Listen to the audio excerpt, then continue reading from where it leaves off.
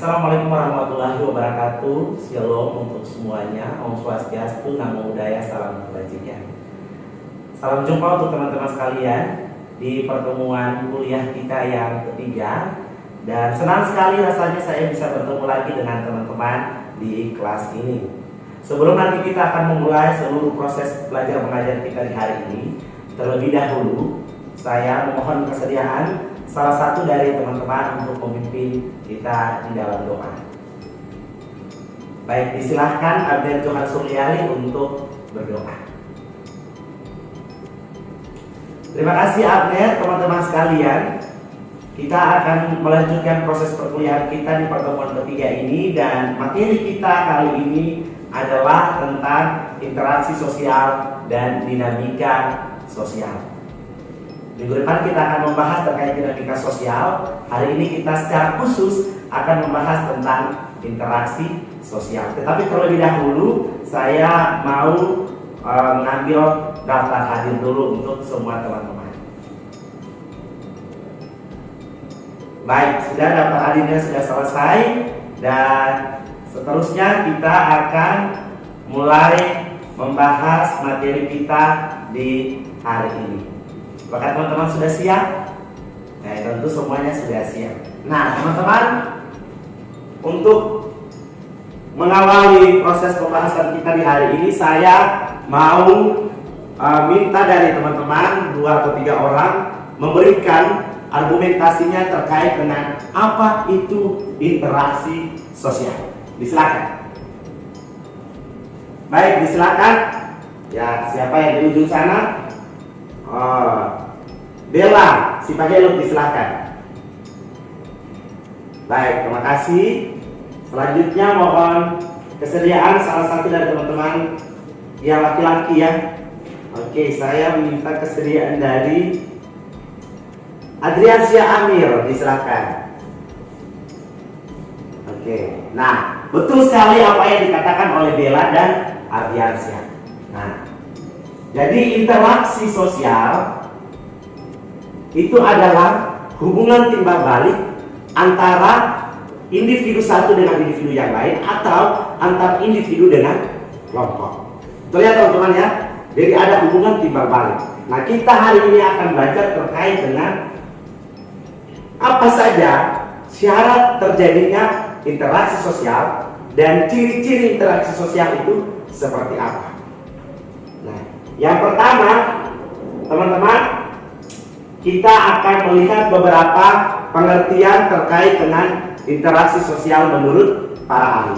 Tentu kalau teman-teman coba untuk googling, mencari referensi, banyak sekali ahli yang punya perspektif terkait dengan interaksi sosial. Tapi salah satu yang Pak James ambil di sini adalah interaksi sosial menurut Suharjono Soekanto. Ya, jadi Suharjono Soekanto mengatakan bahwa interaksi sosial adalah proses sosial yang berkaitan dengan cara berhubungan antara individu dan kelompok untuk membangun sistem dalam hubungan sosial.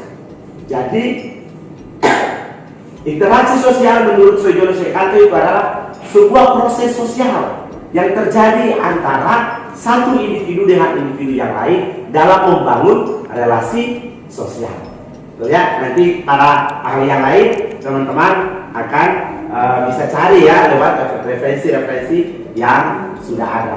Nah, selanjutnya teman-teman, ciri-ciri interaksi sosial. Ya, silakan coba ada yang bisa menyebutkan apa saja ciri-ciri interaksi sosial. Oke, ada yang bisa sebutkan? Oh, betul, ada komunikan ya. Ada komunikan ya. Atau ada pelaku ya. Yang kedua ada apa lagi? Nah, pesan, betul sekali. Harus ada pesan. Kalau kita membangun interaksi tapi kalau tidak ada pesan, bagaimana ya? Nah, jadi teman-teman, ciri-ciri interaksi sosial yang pertama itu adalah jumlah pelaku lebih dari satu. Jadi tidak mungkin saya berbicara dengan dinding saja. Saya harus berbicara dengan individu atau berbicara dengan 2 atau 3 orang, gitu ya. Jadi pelakunya harus lebih dari satu. Yang kedua, ada komunikasi antar pelaku. Jadi kalau tidak ada komunikasi berarti tidak ada interaksi. Yang ketiga itu adalah tujuan, ada tujuan. Betul ya, ada tujuan. Jadi pesan ini sebetulnya ada tujuan. Ya. Ada tujuan. Kenapa saya membangun komunikasi dengan Anda? Contoh kecil yang sementara kita alami di dalam kelas ya. Jadi saya membangun komunikasi, interaksi dengan Anda karena tujuannya adalah untuk memberikan pesan berupa materi pelajaran kepada teman-teman. Gitu ya. Yang berikut adalah ya, jadi ada pesan, kemudian yang berikut itu adalah tujuan tadi, adanya tujuan. Jadi ini tiga hal yang penting ya. Ada komunikan, ada pelaku yang lebih dari satu, kemudian ada tujuan ya, ada tujuan. Lalu kemudian ada komunikasi. Oke, baik, sampai di situ ada yang mau tanya sebelum nanti kita lanjut? Baik, silakan. Siapa yang mau bertanya? Oh, ternyata tidak ada yang mau bertanya. Berarti saya anggap Anda sudah paham ya. Nanti kita akan ada di dalam tes atau kuis di minggu depan setelah materi ini, supaya saya mau melihat sejauh mana Anda memahami materi yang saya sampaikan. Nah, selain ciri-ciri interaksi sosial teman-teman, selanjutnya itu kita akan bicara tentang syarat terjadinya interaksi sosial. Ya. Oke, mohon maaf saya agak kurang enak badan ya. Jadi syarat interaksi sosial. Ada yang bisa menyebutkan kira-kira syarat terjadinya interaksi sosial apa? Ya, ada yang sudah membaca referensi yang sudah saya berikan, bukunya Sarjana Surkanto itu ya? Ada? Oke, belum ada ya? Nah, syarat terjadinya interaksi sosial itu ada dua teman-teman. Yang pertama itu adalah kontak sosial, dan yang kedua itu adalah komunikasi. Oke, tadi kita sudah bicara di ciri-ciri ya. Ada. Nah, apa itu kontak sosial? Ada yang bisa jelaskan? Apa itu kontak sosial ya? Nah, jadi kalau kontak sosial itu adalah proses yang terjadi secara physically ya. Jadi ada proses pertemuan, perjumpaan antara satu individu dengan individu yang lain, lalu kemudian mereka membangun interaksi sosial. Nah, di era yang semakin maju ini sebetulnya pasca pandemi COVID-19, bukan pasca pandemi ya, ketika pandemi COVID-19 terjadi, komunikasi atau interaksi sosial itu dia sudah tidak terjadi lagi baik kontak sosial yang secara physically, tapi kita juga sudah bisa lewat media. Maka kita bisa bikin perjumpaan, pembimbingan skripsi lewat media-media yang ada ya, seperti Zoom, Google Meet dan sebagainya.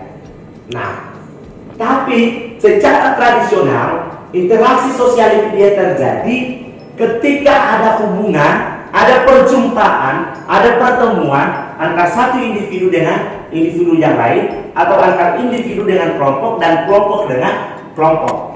Jadi kita bertatap muka ya, itu ada syarat kontak sosial. Kalau kita tidak pernah bertemu, kita tidak mungkin melakukan komunikasi, kita tidak akan melakukan interaksi, ya tidak ada hubungan timbal balik. Itu ya teman-teman ya. Jadi ada kontak sosial ya. Nah, kontak sosial itu dia bersifat primer ya. Ada kontak sosial yang bersifat primer, yaitu kontak yang secara langsung seperti bertatap muka. Jadi kalau kita bertatap muka itu adalah kontak sosial yang terjadi secara primer, secara langsung. Jadi ya, bertemu seperti yang sedang terjadi antara saya dengan Anda. Yang kedua adalah kontak sosial yang bersifat sekunder. Itu kontak yang terjadi secara tidak langsung atau melalui media penghubung yang tadi saya katakan di awal. Ya, kalau dulu kita mau ketemu dengan seseorang, kita mau berkomunikasi dengan seseorang harus berjumpa.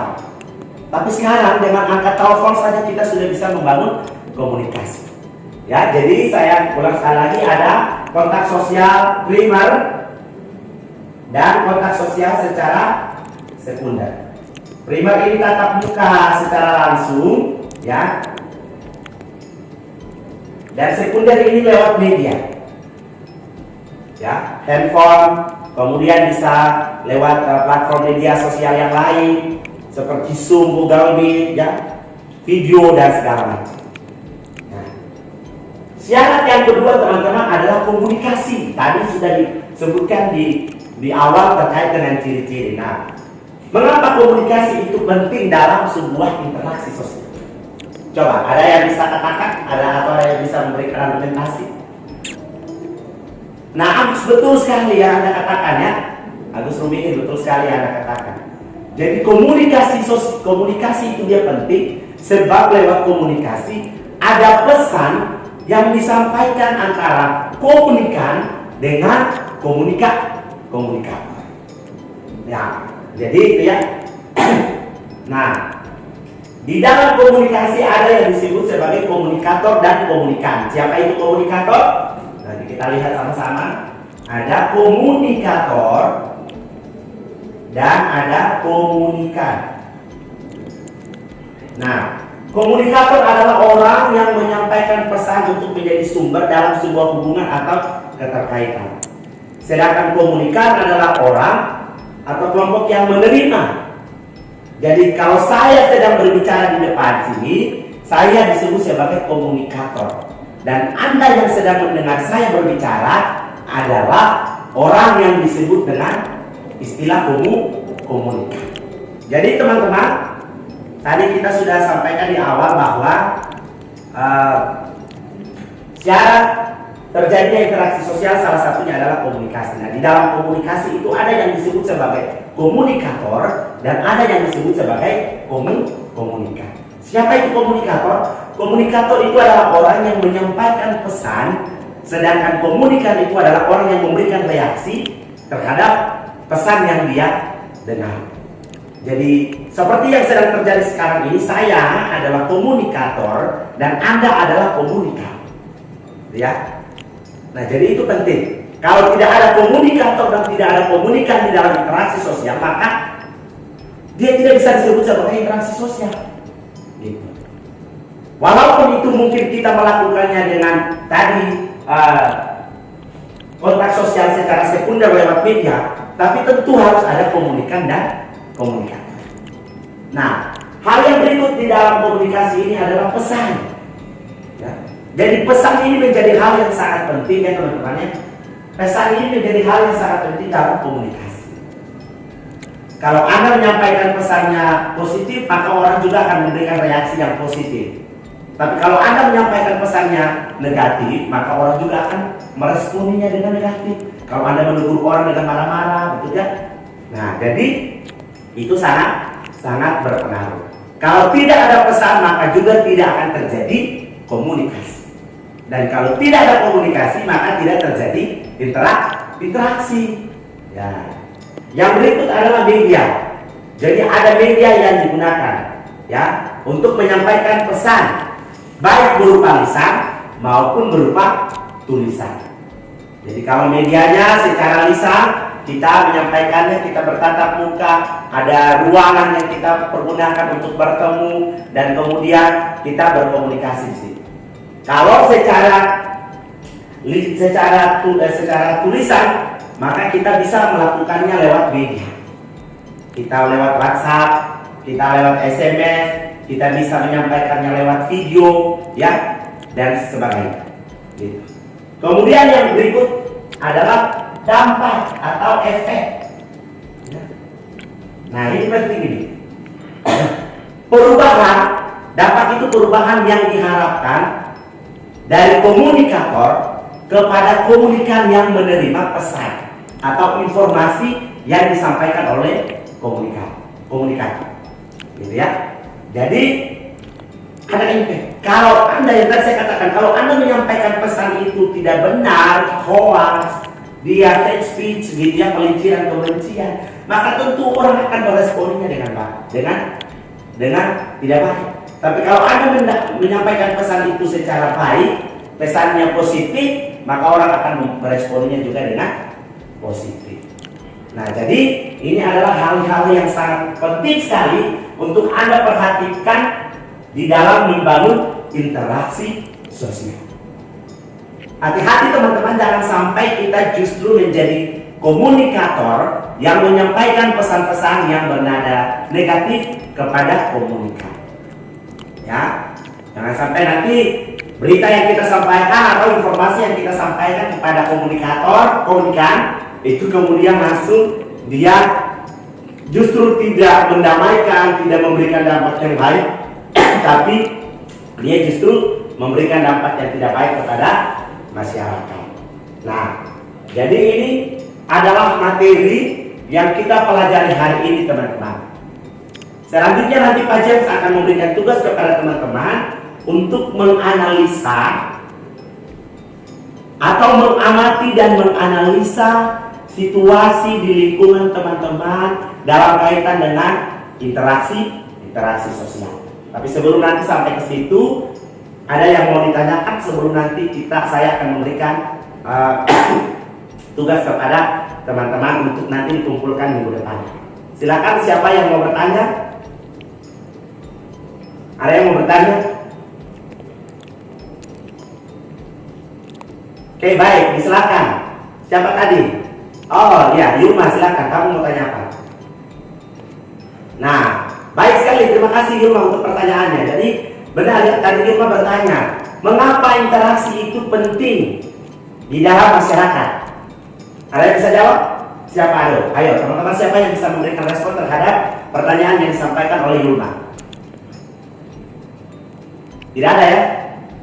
Nah, jadi Yulma dan teman-teman semua, interaksi itu penting. Tadi saya katakan interaksi itu penting. Di dalam masyarakat, sebagai makhluk sosial, kita tentu membutuhkan orang lain. Ya. Jadi kalau Anda tidak membangun interaksi terhadap kepada orang lain yang ada di lingkungan Anda, tentu Anda juga tidak akan mendapatkan sesuatu dari apa yang Anda harapkan. Contoh, misalnya Anda sakit, Anda seorang diri di rumah, ya. Tiba-tiba Anda sakit dan tidak ada orang yang bisa menolong Anda tidak bisa bergerak sama sekali. Anda cuma hanya terbaring di tempat tidur. Nah, kalau Anda tidak berteriak tolong, tentu orang tidak akan memberikan reaksi. Nah, ketika Anda berteriak tolong, orang tetangga-tetangga Anda mungkin akan mendengar, oh ternyata Ibu Yulma ini ada sakit, jadi kita coba pergi tengok dia dulu. Gitu ya. Nah, jadi penting sekali interaksi sosial. Maka teman-teman, kalau Anda ada di lingkungan sosial Anda, perbiasakan diri untuk berkomunikasi, membangun interaksi dengan orang-orang yang ada di lingkungan Anda. Jangan sampai suatu ketika nanti Anda sudah tidak bisa apa-apa lagi, sudah tidak bisa berbuat apa-apa lagi, tidak ada orang yang datang membantu Anda. Ya, jadi saya ingatkan Anda begitu ya. Itu penting sekali. Jadi interaksi sosial itu sangat penting di dalam masyarakat. Kita mau melakukan sesuatu, kita perlu berkomunikasi dengan orang lain. Kita perlu melakukan interaksi dengan orang lain. Jadi di level masyarakat, di lingkungan antara tetangga dengan tetangga, tapi juga di level-level pemerintahan, itu juga penting. Ya, interaksi itu menjadi hal yang sangat penting. Baik, ya itu yang saya bisa sampaikan untuk Anda. Yulma, terima kasih untuk pertanyaannya. Ada lagi teman-teman yang mau memberikan tanggapan, respon? Ada?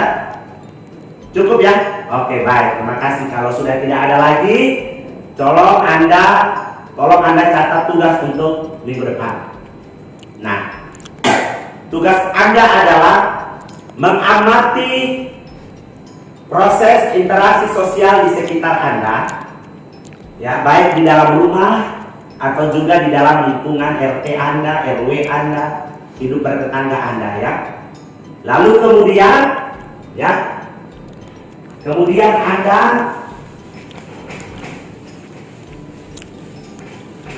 buat analisa terhadap proses interaksi yang terjadi. Nanti dia punya formatnya seperti ini, ya.